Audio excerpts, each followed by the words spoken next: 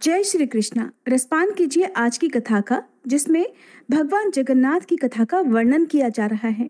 इसके पहले का अध्याय अगर आपने नहीं सुना है तो प्लीज जरूर सुनिएगा, जिसमें आकाशवाणी ने राजा के सामने जो कुछ भी बातें कही थी उसका वृतांत किया गया है। आकाशवाणी सुनने के बाद राजा ने जिस प्रकार आकाशवाणी ने कहा था ठीक वैसी ही व्यवस्था कर दी। क्रमशः 15वां दिन आते ही भगवान स्वयं 4 विग्रहों में प्रकट हो गए। बलभद्र, सुभद्रा और सुदर्शन चक्र के साथ भगवान जनार्दन दिव्य सिंहासन पर विराजमान हुए। भगवान के 4 दिव्य रूप संपन्न हो जाने पर संपूर्ण विश्व के उपकार के लिए पुनः आकाशवाणी हुई कि राजन, इन चारों प्रतिमाओं को वस्त्रों से भलीभांति ढककर इन्हें अपने अपने स्वाभाविक रंग की प्राप्ति कराओ। भगवान जनार्दन नील मेघ के समान श्याम वर्ण धारण करें। भगवान बलभद्र शंख और चंद्रमा के समान गौर वर्ण से विराजमान हो। सुदर्शन चक्र का रंग लाल होना चाहिए और सुभद्रा देवी कुमकुम के समान अरुण वर्ण की अर्थात लाल रंग की होनी चाहिए। इन विग्रहों पर पहले का किया हुआ रंग आदि संस्कार छूटने पर हर वर्ष नूतन संस्कार कराना चाहिए। केवल दिव्य वल्कल लेप रहने देना चाहिए। अगर कोई प्रमादवश इस लेप को दूर करेगा तो राज्य में अकाल और महामारी फैलेगी। राजन, तुम्हें भी नग्न रूप में इन मूर्तियों का कभी दर्शन नहीं करना चाहिए। अगर मनुष्य भी यदि नग्न रूप में इन्हें देखेंगे तो उनके लिए भी ये भय उपस्थित करने वाली होंगी। नाना प्रकार के लेप से लिप्त और विचित्र श्रृंगारों से युक्त मूर्तियों का ही दर्शन करना चाहिए।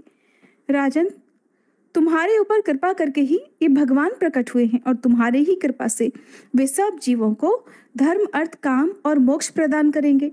नीलाचल पर कल्प वृक्ष के वायव्य कोण में 100 हाथ की दूरी पर और भगवान नरसिंह के उत्तर भाग में जो बहुत बड़ा मैदान है, उसमें अत्यंत सुदृढ़ और 1000 हाथ ऊंचा मंदिर बनवाकर उसी में भगवान की स्थापना करो। पहले इस पर्वत पर जो प्रतिदिन भगवान नील माधव का पूजन करता था, वह विश्वावसु नाम वाला शबर अर्थात भील वैष्णवों में श्रेष्ठ है। उसके साथ तुम्हारे पुरोहित की मित्रता हो चुकी है। इन्हीं दोनों की संतति को भावी उत्सवों में भगवान के विग्रह पर लेप और संस्कार करने के कार्य में लगाया जाए। ऐसा कहकर वह दिव्य आकाशवाणी मौन हो गई। उसका उपदेश सुनकर राजा ने प्रसन्नता पूर्वक उसका पालन किया। जब बलराम, श्री कृष्ण, सुभद्रा तथा सुदर्शन चक्र पर आकाशवाणी के कहे अनुसार लेप आदि सभी संस्कार हो गए, तब उनकी आकृति बड़ी ही सुंदर हो गई। उसके बाद राजा ने महावेदी का पर्दा खुलवा दिया। फिर सबने रत्न सिंहासन पर विराजमान भगवान की झांकी की। वस्त्र और अलंकारों सहित उन भगवत विग्रहों का दर्शन करके राजा इंद्रद्युम्न आनंद के समुद्र में डूब गए और नेत्रों को कुछ कुछ बंद किए प्रेम के आंसू बहाते हुए हाथ जोड़कर खंभे के समान खड़े रहे। तब नारद जी ने राजा से कहा, हे राजन, कमल के समान नेत्रों वाले इन भगवान जगन्नाथ का दर्शन करो। ये भक्तों पर अनुग्रह करने के लिए संपूर्ण ज्ञान की निधि हैं। इन्हीं श्री हरि को देखने के लिए योगी लोग मन को संयम में रखकर सदा प्रयत्न करते रहते हैं। वे ही भगवान विष्णु आज काष्ठमय शरीर में स्थित होकर तुम पर अनुग्रह करने के लिए प्रत्यक्ष हुए हैं। इन करुणा सागर भगवान की स्तुति करो। नारद जी के द्वारा इस प्रकार सचेत किए जाने पर राजा इंद्रद्युम्न ने करुणामय जगन्नाथ जी की स्तुति की कि हे दया सागर मुरारे, कहाँ तो ब्रह्मा, रुद्र तथा इंद्र के मुकुटों में मगन हुए आपके निर्मल युगल चरणारविंद और कहाँ मल, मूत्र, रक्त, मांस और हड्डियों से बना और चमड़े से ढका हुआ मुझ दीन का ये अधम शरीर। ईश, इस असार संसार में भटकते रहने के कारण मैं श्रम से व्याकुल हूँ। भला आपको मैं कैसे जानूं? देव, मैंने अपने कर्मों द्वारा सुख भोगने के लिए जिन विषय भोगों का संग्रह किया, वे ही परिणाम में मेरे लिए दुख रूप हो गए। इसलिए मेरे समान दुखी दूसरा कोई नहीं है। प्रभु, अगर मैंने पहले कभी मन से आपकी उपासना की होती तो दुख भोगने के लिए मुझे नाना प्रकार के जन्म क्यों प्राप्त होते? मुरारे, क्या आपके चरणारविंदों से दूर रहने का ही ये फल नहीं है? संपूर्ण पृथ्वी के धन से भरा हुआ मेरा खजाना, सेना, मन के अनुकूल सैकड़ों स्त्रियां और निष्कंटक राज्य, ये सब कुछ आपके तत्व ज्ञान से शून्य पशु के समान मुझ अधम के लिए बड़ा भारी भार हो रहा है।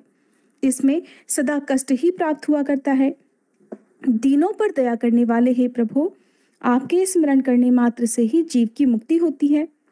इस संसार में आपके सिवा मेरा कोई बंधु नहीं है। मेरी बुद्धि आपके चरणारविंदों से कभी अलग ना हो। आप सच्चिदानंदमय परिपूर्ण सिंधु हैं, जो सहस्त्रों जन्मों का भाग्योदय होने पर आपको पा गए हैं। वे क्या कभी लेश मात्र सुख और अनंत दुखों से भरे हुए विषय भोग रूपी इंद्रजाल की ओर आंख उठाकर देखते हैं?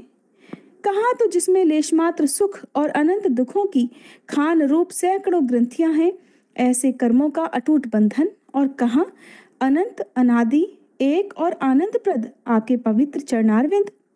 सब पर स्वभावतः कृपा करने वाले हे प्रभु, मूलभूत आप परमेश्वर को न पाकर तुच्छ कार्य के लिए बहुत भटकने वाले क्लेश के ही भाजन रूप मुझ अत्यंत दीन की रक्षा कीजिए। संपूर्ण विश्व के एकमात्र वंदनीय विष्णुदेव वेदांत वेद्य अव्यय हे विश्वनाथ, आप ही समस्त पाप राशियों का नाश करने में समर्थ हैं। बलवानों में श्रेष्ठ हे बलभद्र, आपका विग्रह सहस्त्रों फनों से ढका हुआ है। आप ईश्वर हैं, मैं आपकी शरण में आया हूँ। संसार को आश्रय देने वाली तथा संपूर्ण देवताओं को उत्पन्न करने वाली मंगलमयी सुभद्रा जी के दोनों चरणों को मैं प्रणाम करता हूँ।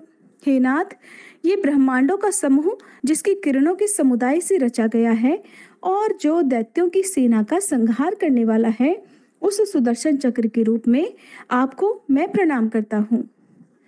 इस प्रकार स्तुति करके श्रेष्ठ राजा इंद्रद्युम्न ने भगवान को साष्टांग प्रणाम किया और कहा, अनाथों के बंधु हे जगन्नाथ, संसार समुद्र में डूबे हुए मुझ दीन तथा दुख शोक से व्याकुल मनुष्य का आप कृपापूर्वक उद्धार करें। इसके बाद नारद जी ने कहा, अपार भवसागर से पार उतारने में तत्पर हे भगवान नारायण, आपकी जय हो, जय हो। सनक सनंदन और सनातन आदि श्रेष्ठ योगी आपके दिव्य तत्व का चिंतन करते रहते हैं। आप सर्वलोक स्वरूप, सब लोगों को सुख देने वाले, संपूर्ण विश्व के उपकारक तथा समस्त जगत के वंदनीय हैं। कोटि कोटि ब्रह्मा, रुद्र, इंद्र, मरुदगण, अश्विनी कुमार, साध्य तथा सिद्धगण आपके लीला विलास से उत्पन्न हैं। संपूर्ण देवता और दानव आपके चरणों में प्रणाम करते हैं। हे त्रिभुवन गुरु, आप किसी के भी पूर्णतया जानने में नहीं आते, आपको नमस्कार है। इसके बाद अन्य राजा, वेदों के पारंगत विद्वान, क्षत्रिय मुनि, ब्राह्मण, क्षत्रिय तथा विद्वान वैश्य जाति के लोगों ने भी वैदिक सूक्तों, स्तोत्रों, पौराणिक स्तुतियों और स्वरचित कविताओं से जैसे भी बन पड़ा, उसी प्रकार बलभद्र सुभद्रा जी के साथ कमल नयन भगवान श्री कृष्ण की स्तुति की। इसके बाद राजा ने पुरोहित जी से भगवान वासुदेव की पूजा के लिए सामग्री इकट्ठा करने को कहा। फिर नारद जी के उपदेश से स्वयं राजा ने ही विधि और मंत्रोच्चारण के साथ क्रमशः उन सभी विग्रहों का पूजन किया। द्वादक्षर अर्थात ओम नमो भगवते वासुदेवाय मंत्र से बलभद्र जी की पूजा की। इसी मंत्र के द्वारा उपासना करके ध्रुव जी ने परम उत्तम स्थान प्राप्त किया है। पुरुष सूक्त से राजा ने यथाशक्ति भगवान नारायण की पूजा की। देवी सूक्त से सुभद्रा जी का और सुदर्शन संबंधिनी ऋचा से सुदर्शन चक्र का पूजन किया। इस प्रकार अपने वैभव के अनुसार भक्ति पूर्वक उन सब की पूजा करके भगवत प्रीति के लिए उन्होंने श्रेष्ठ ब्राह्मणों को दान दिया। इसके बाद राजा ने शुभ समय और शुभ नक्षत्र में नारद आदि श्रेष्ठ ब्राह्मणों की पूजा करके स्वस्ति वाचन कराया और जगन्नाथ जी का स्मरण करते हुए वास्तु पूजन पूर्वक शिल्पी जी का भी पूजन किया। भगवान विष्णु के उस काष्ठमय अवतार अर्थात लकड़ी के अवतार को देखकर कृतार्थ और पाप रहित हुए राजाओं को इंद्रद्युम्न ने बड़े आदर के साथ फिर विदा कर दिया। जय श्री कृष्णा। आज की कथा समाप्त हुई। अगले अध्याय में आप जानेंगे भगवान श्री ब्रह्मा जी के द्वारा भगवत विग्रहों का स्तवन और उनकी स्थापना किस प्रकार हुई, इस बारे में। उम्मीद है हर बार की तरह आज की ये कथा भी आपको पसंद आई होगी।